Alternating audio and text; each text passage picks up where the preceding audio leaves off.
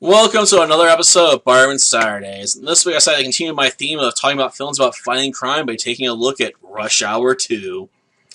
Yep, it's definitely a theme at this point, right? Considering I keep going back to the Legendary Detectives collection, or, stuff like Rush Hour, or I got, The Heat off to the side. But I think, next week we'll take a break from regular criminals to supervillains.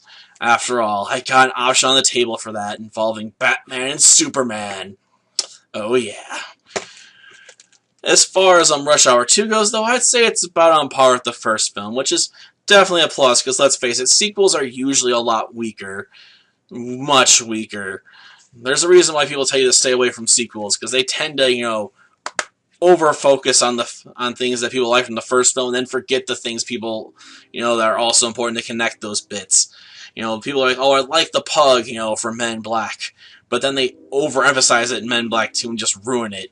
So, yeah. Got a bit of a trade-off here. I mean, I think the comedic bits are weaker in this film than the first one.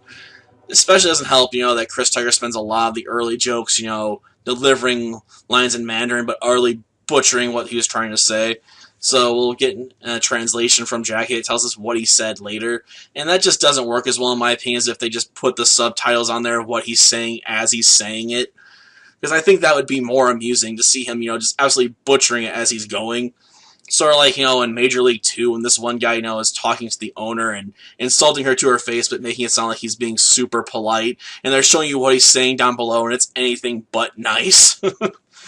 I think that would have worked better. Now, obviously, Chris Tucker's character is not trying to do that to an English speaker. He's talking to, Chinese people, and he's trying to, tell them to do this, that, or the other thing, or trying to get in their pants when it comes to some hot girls, and just utterly failing at it by saying stuff that's really dumb. What did I just say?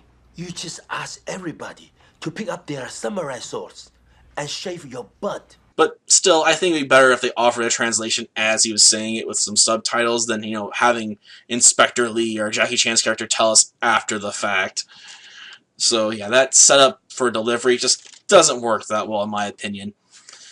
And then, when we get to the later parts of the film, it seems like they completely divorced comedy out of it for the most part. I mean, there's still some bits here and there meant to, add some levity to the film, but they don't work as well, in my opinion, as they should. I do think the scene where they're trying to get rid of the bomb, though, in the hotel is probably one of the better bits in the later half where that stuff. But yeah, the early jokes, I think, don't work too well, and there's not that many in the later part. Now, thankfully, we still have some really funny bits in the outtakes, so, in the end credits, so that's still really good to watch. And it make you actually want to stick around and watch the end credits, to see everything that happened, that went wrong, A lot of it's, a bit physical stunt work where Jackie, just had an accident happening, like he slammed his balls into a bamboo pole, or tries doing a stunt and ends up falling flat on his face. Or, at one point, Chris Tucker, I guess, has a relative, just call the set, while they're in the middle of doing a scene, and Jackie has to take the phone from him at one point and tell him this to call back later because they're wasting their film. So, you still got all that stuff going for you.